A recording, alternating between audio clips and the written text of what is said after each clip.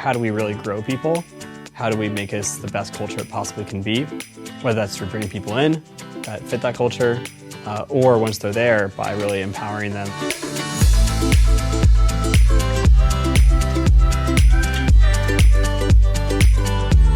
Hi, I'm Jack Altman. I'm the CEO and co-founder here at Lattice, and welcome to Uniquely Led, where we sit down with awesome company leaders and talk to them about their unique styles and how that impacts culture. Today, we are really excited to be sitting down with Dylan Field, the CEO and co-founder of Figma, which helps you design anything you want with your colleagues. I'm excited to talk all about the company with Dylan today. So Dylan, thank you so much for being here. Thanks for having me. It's good to see you, man. So the first question we like to ask, which I know you're not going to like, what would you say distinguishes you from other leaders? I'd like to think that compared with a lot of other leaders, I'm pretty humble.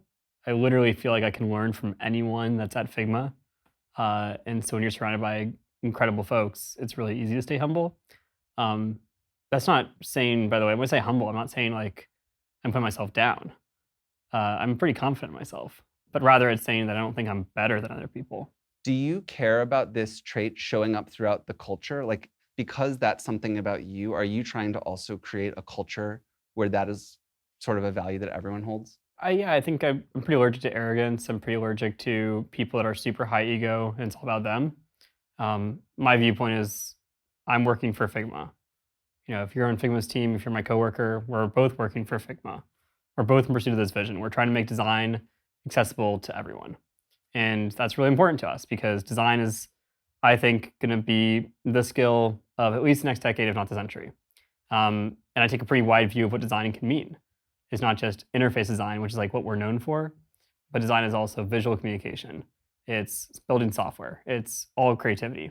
And how do we make it so that as we're transitioning from like physical economy to digital economy, that everyone has access to that? So I want to talk about how you've scaled yourself through all the growth, because you started the company pretty young. Like, can you talk about where you were at when you started the company and like what sort of leader you were then, and maybe like a bit about how that's evolved to where you are now? Yeah, so I started Figma in August 2012. So coming up on 9 years ago, which is insane. Wow. And at the time I was 20. You know, I had just come off of an internship at Flipboard. I've been there twice. First time as more of an engineer. Second time I got on the design team, I was really excited about that. I didn't know why they'd have me. I didn't have a lot of design background, but they were super awesome and was pretty unimpressed with the tools at the time. So started to get really excited with my co-founder about kind of looking at all sorts of different creative tools and figuring out what we could build with WebGL and bring to the browser and make more collaborative. And it took a while to figure out exactly what we're doing. But once we did, we kind of doubled down, kept building, kept scaling it, and kept raising money. And very quickly, I had to learn how to manage people. That was hard. I knew nothing about management. I knew something about leadership. I definitely didn't know that management and leadership were like different things. And then I think it got really tough as we were kind of nearing that 10 to 12 person mark, and I no longer could have everyone report to me. It was already struggling. There's other stuff going on in my life at that time too. That was really, really tough. And we brought on another manager. His name was Sho, and he was our first director of engineering. Still, the company is a director of product today. And he was someone that I learned a lot from in terms of how he empowered teams, how he really didn't micromanage and gave people that were creative room to grow and to lead and to work through stuff themselves while also kind of keeping things on the rails. And I was really impressed and learned a lot about what I wanted to do as a manager and leader by watching him. Was it easy for you to see your gaps, or was part of the problem not understanding even what you didn't know? Like, did you have a clear understanding of what you wanted to accomplish and what you needed to change as a leader yourself? I got there over time. I think it's interesting because a lot of times people ask for help for the first time when they're going through struggles. That was definitely the case for me. I remember the first time that I got like some coaching and I did an assessment, and like there was this histogram they gave you as part of this assessment, and like 3 bars showing your skills as a leader. And the average was like here. And usually you had like 1 bar, they said that was like up here. Maybe you had a few bars that were a little bit below average. Mine were all like 0. Because the team was really unhappy. All of them were 0. All of them were 0. Oh God. And this is like right after I had a pretty intense moment with my team, and people were saying, "Hey, something's got to change. You got to really improve here." And so I went in front of this coach. The coach was like, "Yeah, you're shit." Wow. And to be fair, they gave me a lot of good feedback too. But I think when things are like that, not just for a CEO, but for anyone in the org, um, you really had to figure out, okay, how do you rapidly change and shift, and what's going to be really important. For me, that was like basic skills, more effort on getting buy-in, making sure that we were having good cadence because we're still in stealth mode. We hadn't shipped anything after a few years. Let's have a good cadence to launch to make sure that people are really seeing that we're going to get this thing out there, empowering people more, not micromanaging, and making sure that we're improving the team and getting to the right culture because we didn't have a culture established yet. And those are some of the core things that were showing up that then impacted everything else. But I think it's like, okay, are there anything mechanical that's missing? And then you kind of get to the higher level skills around like, are you viewing a sense of purpose for the team?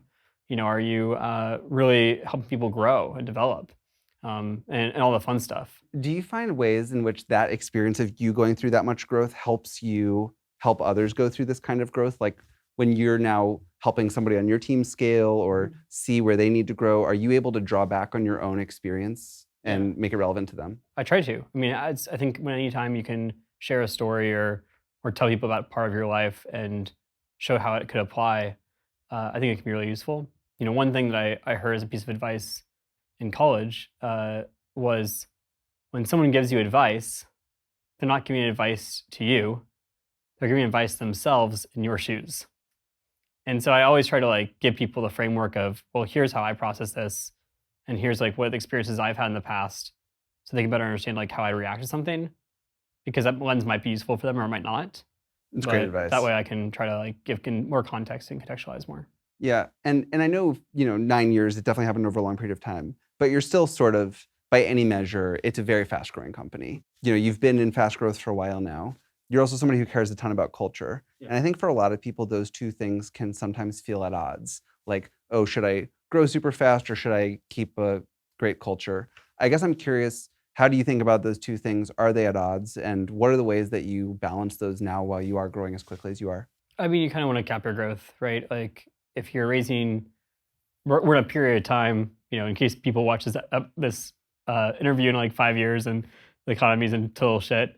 We're in a period of time in 2021 right now where valuations are a bit crazy. A lot of people are raising a lot of money.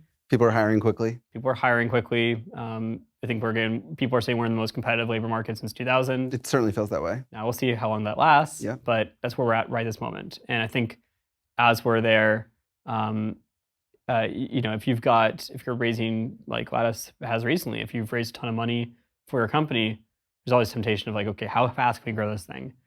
Can we 5x in a year? And it's like, well, no, it's usually a bad idea. Some people can. We've always capped it pretty much at 2x per year. On headcount. On headcount growth. And sometimes we're a little bit above that, but like 2x is sort of the ceiling, and then we only do a little bit more than that if we have to. Yeah. I think as we get larger, we're going to probably bring that down a bit. I think that growing 2x when you're 360 people, or we'll probably end the year a little over 500 people. So I don't think we'll go to like 1,000 in 2022.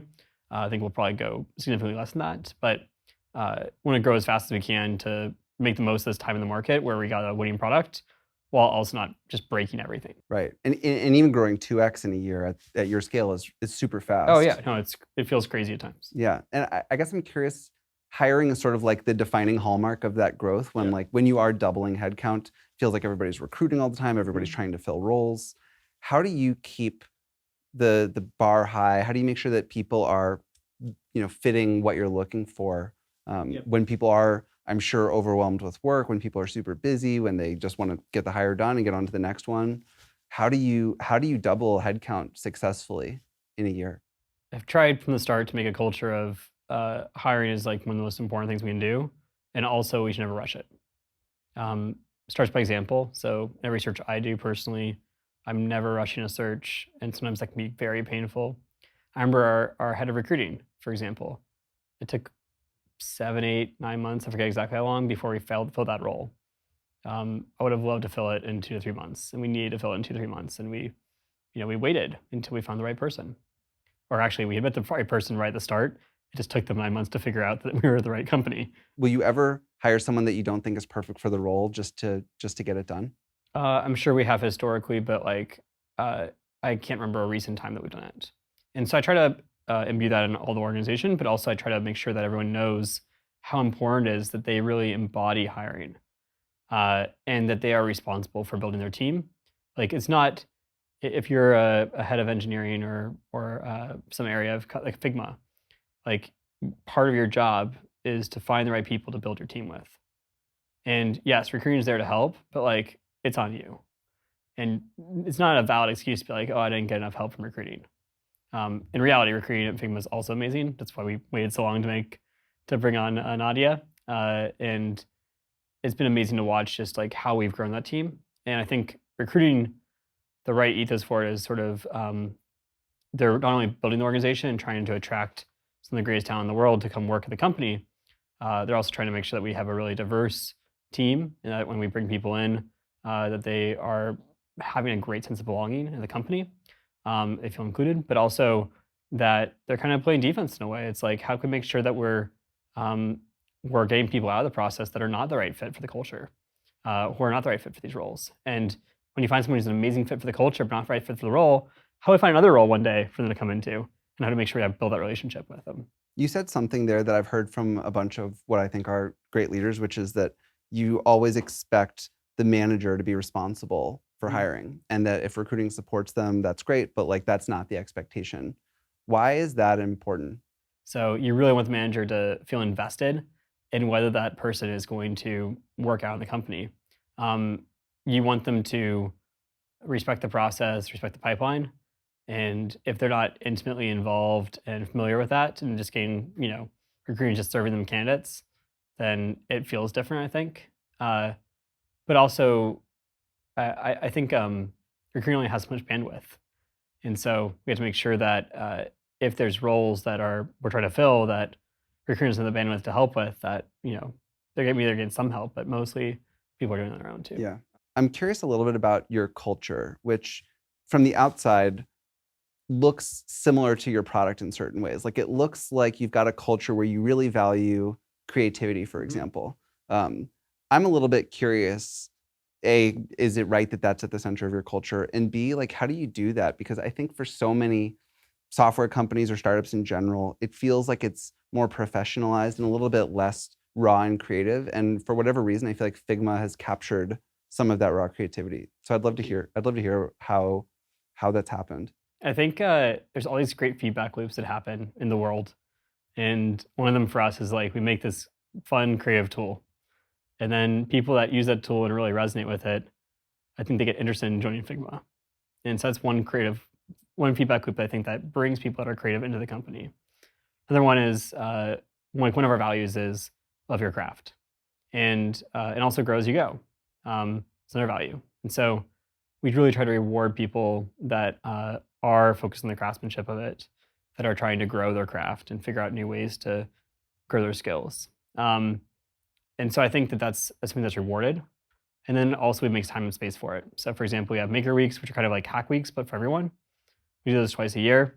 We bring lots of people in and just give people a space to flourish and to make anything they want to, as long as it helps Figma in some way. And I've been really impressed with what people have done during those weeks. That's some of the most times that we've like had our sort of R&D funnel be just filled up with so many amazing efforts that maybe don't see the light of day for years, but they're the initial seeds that will grow over time, as well as things that are just cultural. Like we had at the start of COVID, we had a musical come out that was made in a week, completely, written, produced, directed, performed by Figmates. Wow. In just a week. Do you find that like there are things that are in tension with creativity, like a focus on metrics, or when you're in hyperscale, like do those eat away at creativity, or are you able to keep those both in the balance at the same time? I think when you've got like a really defined roadmap over a long period of time, which is super tempting to do because like there's always all this stuff that you got to do, that can be in tension sometimes because people don't have the room to like really be creative if they're like, okay, I have to fix these like 1,000 bugs in this order. That's not a very creative act. I do think that actually metrics, if you're measuring and saying, okay, your KR is to hit, X thousand weekly active users for this thing, or Y percentage of people that use this product should use this feature, or whatever it is, that actually can be a pretty creative thing because then you're saying, here's the target, go hit it. It's not prescribing how to hit it. But yeah, I think that I'm not saying Figma is always like 1,000% creative. We have to get this stuff done. And so you don't want to just be divergent all the time. You have to converge too. Is there anything besides creativity, humility that come to mind for you as like core to what Figma is all about? Community is a big one. I think like how do we grow and build a community where everyone can be together and learn from each other. I think ownership is a big one. That's something that we're always improving at, but like making it so people can just like really run with it and be able to execute on stuff. And I don't think we can scale appropriately if we don't have that. Um, I think just fun. Like if you're not having fun, why are you there? Why are we all working on this? And so the more that you can make it so that people feel permission to have fun, Yeah. I think that's really important. And I think your products also show that. Like Fig Jam is fun, for Yeah. example, even the name. And I think Yeah. that's like a really important, which I guess goes back to community too. Mhm. On the community point, brings me to the next thing I want to talk to you about, Okay. which is the world of work, hybrid, Oh boy. Figma's place in that, Yep. both as a company itself and then also as sort of like a tool for the world of remote work. And I want to start by noticing the fact that you are among, or maybe even the first company that I saw to sort of name hybrid back in like August of last year, like way before it was cool to name it. And you named it pretty early, and you wrote a blog post, and you sort of shared like, this is how we're thinking about things. Yep. And I recall thinking, wow, what a bold early decision. And I was like, I wish I had known how to do that. I guess I'm curious, how did you come to that? Like, what was the source of figuring out I'm going to make this particular call and I'm going to do it before the masses go there? People had so little clarity last year, and there's so much anxiety over everything. And I was like, if we can just tell people one thing that could be a rock for them in terms of what it's going to be like to go back, I think that could be really helpful. And so the way we went about it to figure it out was, let's survey people. And when I found out when I surveyed people was like the results were everywhere. And some people were like, die hard, I want the office. If you take the office away from me, I'm out. Some people were, I'm never coming back to an office. I'm remote forever. I love my new. If you force me to go back, I'm out. Well, it just like not even like a consideration. I'm in my beautiful rural space and like can't wait for my Starlink. Like it's gonna be great, and everything between. And the other thing that was interesting was teams counterintuitively like did not match what I thought they would be in terms of distribution of who wanted to be where. So like engineering was more in person skewed. Sales was more remote skewed. Whereas I thought that'd be the opposite. Same. We had that same. Really? We had that same realization. Yeah. That's so interesting. So anyway, so I was like, okay, we're gonna need to do hybrid. Some people end up wanting to be remote. Some people want to be in person. And if you're remote, we'll pay localize you. Won't be anywhere in the world. We can only do it in some regions like North America, for example, due to tax and whatnot. And if you're gonna be associated with a hub, great. Everyone associated with a hub should come in at least 2 days a week. Same 2 days for everyone to maximize serendipity, maximize cross-team connection. Want to come in 5 days a week to the hub, 7 days, whatever. We give it a key. You're welcome to come do that, but 2 days is what we expect. And we've rolled it out for New York and London. Those offices are open. SF will open soon. And so, yeah, excited to see how it works. I think hybrid will present a lot of challenges too. I think a lot of teams will not be up for that, and they'll end up converging to remote or in person and not being in the between state. But to me, it's like, we want to scale to be thousands of people anyway. And, we're a global business, like 81%, 81 of our weekly active users are outside the United States. And so it's like, we have to be global. And how do we get there? Being hybrid is part of that. We're also doing hybrid. And it strikes me that there's things that are great about remote. There are things that are great about in person. Mm-hmm. I guess I'm curious, how are you thinking about getting the best of both worlds instead of like the worst of both worlds? Yeah, this is all hypothetical. So just be clear, because we're still figuring it out. But I think having annual summits where people can all come together as a company will be important. Like, but I was talking with people that had already done the hybrid thing before the pandemic even happened. They were saying, oh yeah, well, we operate a remote or a hybrid team, but like we would never operate this way. We always have people coming together. FaceTime is really important. So that's one note. I think another one is I'd like to keep things like all hands. We call it Fig Nation. We have a lot of Fig puns. That's it's fun. Pretty great. Yeah. But I like to keep Fig Nation all remote. I think it's actually more inclusive that way, more level as a playing field. But yeah, things like that are things we're experimenting with, and we'll see. To figure it out. What's your experience of what Figma, the product's role, has been in all of this? Like, obviously, it's like something that works remotely. Is it designed for, is it better in a remote world than in an office? Does it make no difference? Like, how do you think about Figma's role in the ecosystem of enabling remote work or hybrid? It was a little weird because we designed Figma as like an all in-person company. And then we found that people that were all remote really, really liked Figma, as well as people that were in person. I mean, but it remote was just off the charts. And I think over the pandemic, we saw people not only gravitate more towards Figma, but also we saw a lot more people just use Figma for 10 plus hours a day. They were in it like all the time. That's a lot of hours. Yeah, and as they were in it all this time, they were not just doing the core interface design work. They were doing all sorts of use cases. So like last year, we saw everything from people creating a virtual city when the pandemic hit. People recreated San Francisco in Figma. That was cool. Yeah, that was pretty sweet. We saw people plan out gardens and home improvement projects. We saw Biden design, not him, but his team design like the Biden plane in Figma. I mean, it's like everything in between. Wow. And so the use cases were really out there. But we also saw a lot of diagramming, whiteboarding, slide creation. Did you come up with FigJam during the pandemic? So we'd always wanted to do diagramming and whiteboarding as a product, but the pandemic hit, and we saw so many people start doing that use case in Figma that we thought, okay, we have to go build a product around this immediately. And so it took probably a good 6 months before we really realized that and had a full team staffed. And then from there, it was like just a kind of a race. How fast can we get this out? Because people needed it. One last question sort of around this topic. You mentioned earlier, that this is where you're heading for now, but we don't know exactly what the future holds. You also talked about how this is like the most competitive job market of all time.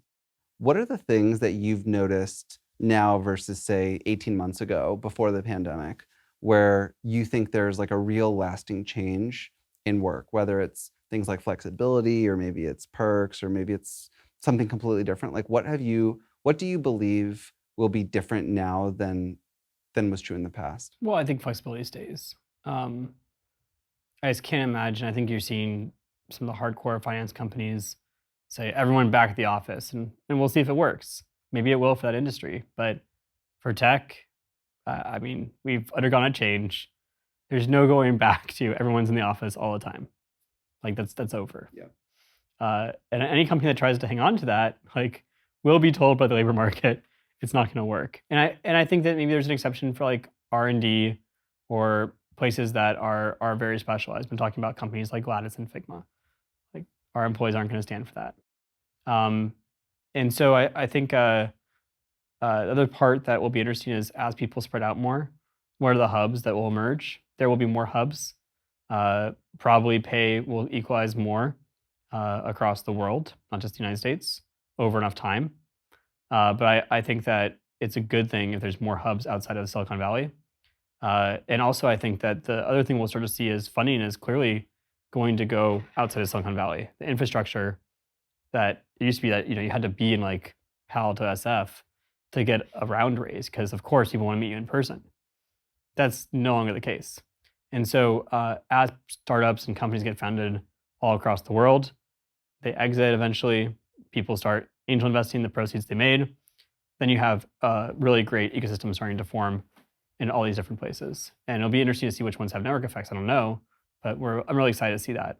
So another thing I want to ask you about is something that I think is really important to people in Lattice's community, which is about how people can go from getting started in HR or people ops all the way up through being like a chief people officer. And I guess the thing I'm particularly interested to hear about is what are you looking for from the head of people in your company? Like, what's that relationship that you want to have, between you and that leader? As I think about what it means to be a great HR leader, I think you have to go beyond compliance. You have to go beyond thinking about just how not to fuck up as a business, and more into how do we really grow people? How do we make us the best culture it possibly can be? Whether that's through bringing people in that fit that culture, or once they're there by really empowering them and giving them that track that they can go, self-actualize through, and create a culture of growth. And I think that and fun and play and like love in some ways. And I think that that's not every company is going to do that. But if you can find the right company, that's a good first step, assuming that those values resonate with you. If they don't, then probably go somewhere else. But then I think it's about how do you get the technical skills you need, as well as making sure you have those soft skills to be able to really help a team evolve.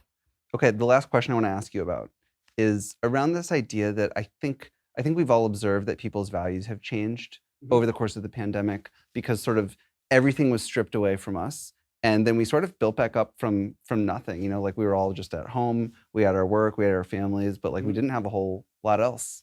And I guess I'm curious to hear from you what you've observed about how those values have changed and maybe like what that means. I mean, it's beautifully said, first of all. I think a lot of people are just more in touch with themselves right now. They're more in touch with like where they want to go in life, what life means for them. And some people are going to go in radically different paths because of that. You know, we've seen people at Figma already transition from like hardcore engineering careers to careers that are nothing could be further away from engineering. And you know, they are been very respectful about that, and leaving Figma in a good timeline, stuff like that. But you know, it's not always about, oh, I want to go from company A to company B. Sometimes it's like, I want to go from track A to like track Z in my life. And I think that the best thing we can do is support people through that. There's going to be a lot of instability for a bit as people figure this out and companies need to adapt.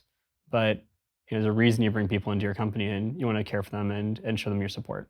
I think it's really important what you just said about helping support people through that change and not trying to force people into the thing that you think is best for your company, but actually taking a lens of we're going to help people do what's best for them, and we have this like long-term belief that that's going to support the company. And sometimes it's both. Sometimes it's like you can find ways to support somebody and also have it be great for the company too. But yeah, it just doesn't ever seem to work when you take somebody that's like trying to do X and make them do Y. Totally.